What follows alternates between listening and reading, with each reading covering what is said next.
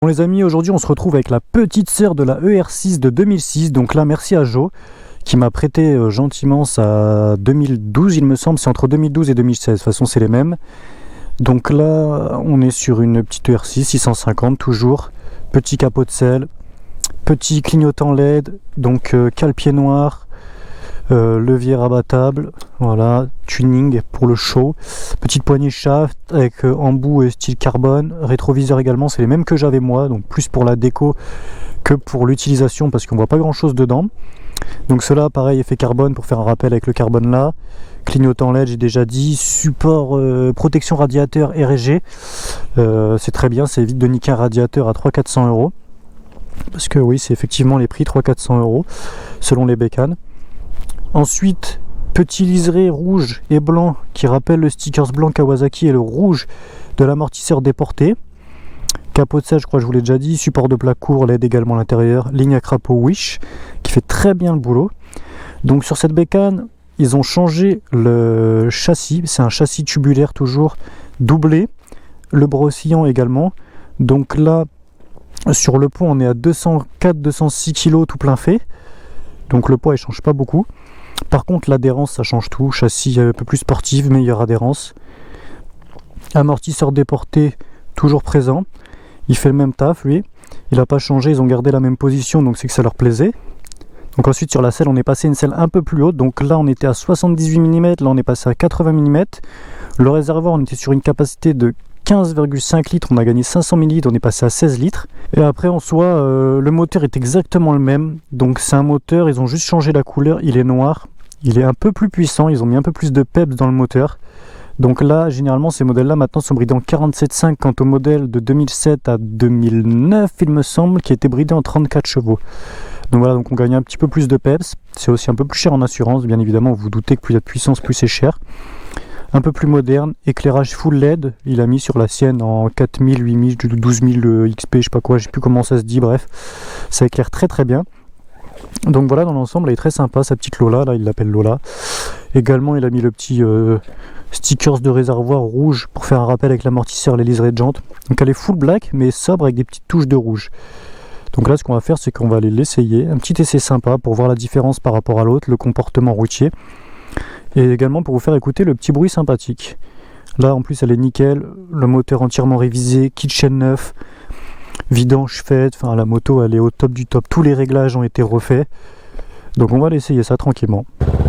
Donc là c'est parti pour l'essai, vous avez entendu le petit pot, on l'entend légèrement. Si vous entendez un bruit en écho c'est normal, il y a ma petite Transalp derrière.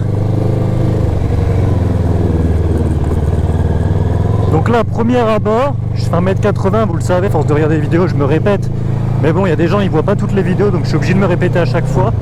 Là, il a mis un guidon street noir. Moi, personnellement, je suis beaucoup trop bas. J'ai l'impression de conduire une sportive, carrément. On me voit pas, mais je suis hyper courbé sur la moto. Là, vous avez vu, il y a un mode éco. Quand tu roules tranquille, tu vois, si je gaze, le mode éco, il disparaît. C'est incroyable qu'ils aient fait ça. Mais bon, à mon avis, en moto, le mode éco, il sert pas à grand-chose. Donc là les rétros aussi on voit un peu mieux que, vu que le guidon est large, on voit un peu mieux que dans les miens. L'ordinateur de bord est carrément plus complet que la mienne.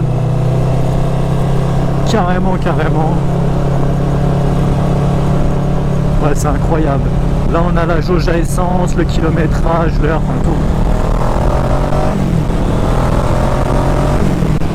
Effectivement le 47,5 chevaux du 34 chevaux change énormément. La moto se comporte mieux également, là je le sens tout de suite. Malheureusement c'est le guidon qui me gêne. C'est plus facile pour pencher et tout, par contre je pense que sur la route, les problèmes de dos et tout ça doit aller vite.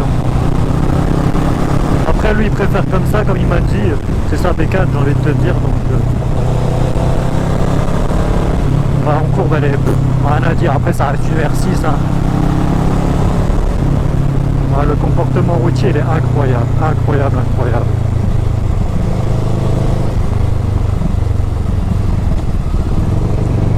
Donc ouais, elle se comporte nickel, franchement rien à dire. Ordinateur complet. Ouais, le seul truc qui manque c'est le voyant de chauffe. Je crois qu'il n'y en a pas, j'ai regardé rapidement, j'en ai pas vu, donc je pense qu'il n'y en a pas, l'indice de température je veux dire. Après, est-ce que c'est moi qui sais pas chercher, mais il me semble qu'il n'y en a pas. Mais bon, on peut pas tout avoir. On a déjà le voyant, le témoin pour savoir combien il reste d'essence. Ça, c'est très très bien, parce que moi, sur toutes mes bécanes, j'en ai aucune qui bénéficie de ce dispositif. Et franchement, rien à dire. Le défaut, c'est les clés là. Ça, c'est chiant, surtout qu'il en a mis 10 000. Et franchement, il n'y a pas de place pour tourner, ça se bloque facilement. C'est incroyable. Après, cette vidéo va être un peu plus courte que l'autre, hein, puisque j'ai déjà fait l'essai sur l'autre, pardon. Donc vous allez pouvoir bénéficier du son. Mais également, vous allez pouvoir regarder l'autre vidéo pour plus de détails, parce qu'en fait, celle-ci, c'est la même chose. C'est juste qu'elle est plus récente, donc il y a 2-3 détails qui changent. Donc je suis un peu à court d'idées, mais vraiment la gueule, par contre, la gueule change tout.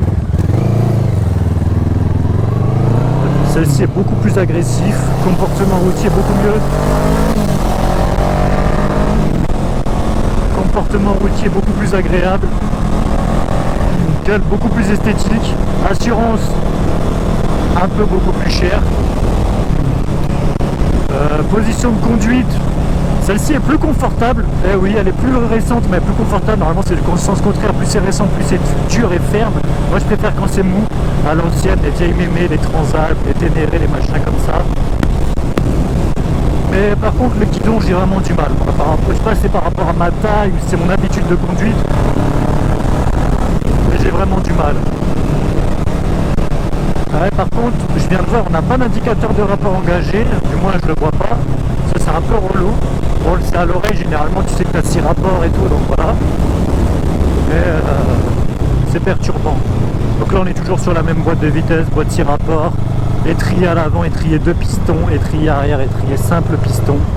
Donc ça n'a pas changé du tout. Donc je disais rien à dire, si ce n'est que les entretiens périodiques sur les ER6, écoutez bien et retenez bien ça. J'ai fait 3 moteurs sur des ER6, 3 moteurs, à chaque fois les soupapes qui touchaient les pistons. Et oula, j'ai guidonné. Et tu connais la suite, soupape qui touche les pistons. Et oui, tu te fais le calcul, ça veut bien dire que tu as un problème de jeu aux soupapes ou un problème de niveau d'huile. Donc bien vérifier tes entretiens, parce qu'un jeu aux soupapes, c'est de l'entretien. Le niveau d'huile, c'est de l'entretien. Je perds mes mots parce qu'il fait assez froid, même si ça se voit pas, il doit faire 2 degrés. Je suis là, je vous raconte ma vie, frérot. En même temps, on est ces motos, le but c'est de raconter ta life. Donc voilà, on va se faire le retour tranquillement. Sur cette moto, vous avez vu les détails. Si vous avez des questions, n'hésitez pas à les poser, je vous répondrai avec grand plaisir. Si vous voulez d'autres véhicules, je vous répondrai également avec grand plaisir. J'essaierai de satisfaire au mieux pour tout le monde sur des motos essayées. Il y a du très très lourd qui arrive, plus détaillé que celle-ci, parce que celle-ci, je suis un peu à court d'idées vu que j'ai fait l'autre. Mais vous m'avez demandé un essai de la 2012-2016. À part la gueule, la hauteur de selle légère, la capacité, on gagne 500 ml. Et la couleur du moteur, des petites conneries, le fait de passer en 47.5 plutôt qu'en 34, c'est un peu plus coupleux quand même, ça se sent. Donc voilà, mis à part ça, il n'y a pas de... c'est pas les montagnes russes, quoi. Il n'y a pas de truc de ouf, c'est plus de l'esthétique que du... Le châssis change, ouais, si en fait il y a pas mal de points qui changent. Parce que le châssis est plus agréable à rider, celui-ci. Voilà, donc les amis, on se laisse ici pour cette vidéo.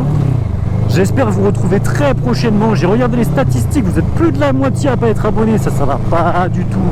Ça ne va pas du tout. Faut vous abonner, les amis, faut vous abonner. S'il y a des vidéos qui te plaisent pas, tôt ou tard, il y en aura qui te plaiseront. Tu peux pas aimer toutes les motos. Il va y avoir de la Mami qui vont arriver, des Ténéré, des Transalp, des DR, des motos hors du commun, dont une moto très rare qui arrive très prochainement. Une rencontre avec une anecdote. Je vous la fais très bientôt. Donc pour ça, appuie sur la petite cloche, abonne-toi et laisse un petit pouce bleu, ça fait plaisir.